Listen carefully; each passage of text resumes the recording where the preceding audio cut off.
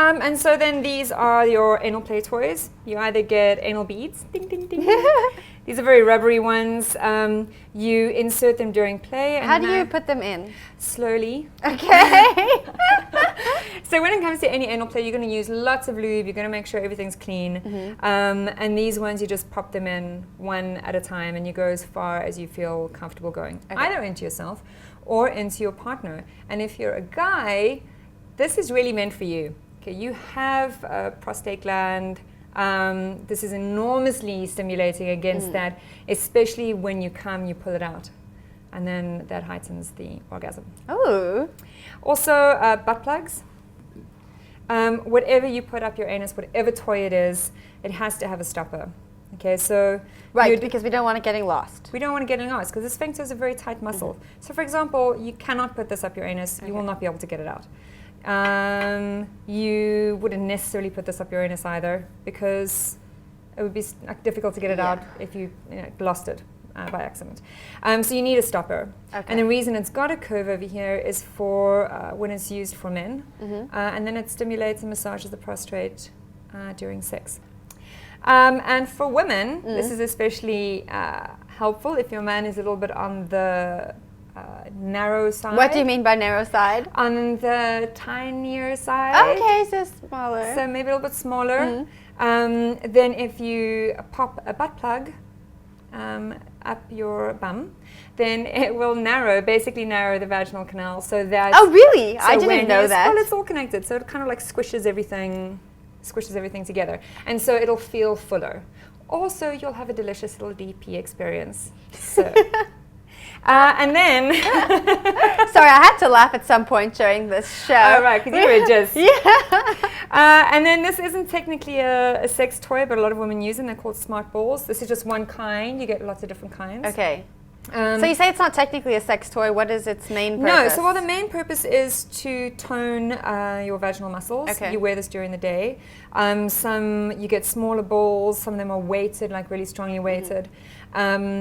And then the one balls or two balls, sometimes they're three balls. Either way, you insert this and you walk around with it during the day. And so technically it's not a sex toy because it doesn't really get you off, but it's very stimulating because during the day as you move, there are little balls on the inside that'll kind of jingle around. And there is something quite delightful about knowing that there's something going on in your pants. During that very important boardroom meeting. Well, if anyone needs a pick-me-up during the day. The many meetings I've sat in. All right, so those are the 4 different types of sex toys. And the basic types, You've already said there's not one that's better than the other. Right, it all just depends on your needs and wants and areas of experience, I guess. There's one thing I just want to clarify. Lots of people ask me if using a sex toy is going to numb their clitoris or like do nerve damage. It cannot do nerve damage. It's impossible to do nerve damage unless you actually cut the nerves. What can maybe happen is the same thing that happens when you clap your hands a lot. Your hands get a bit numb for a while. And I think that could happen to your clit, but it's not permanent. I think also if you're becoming too used to masturbating and having an orgasm off a toy, that you maybe kind of like tone it back and get back to learning how to orgasm with your hands or with other things.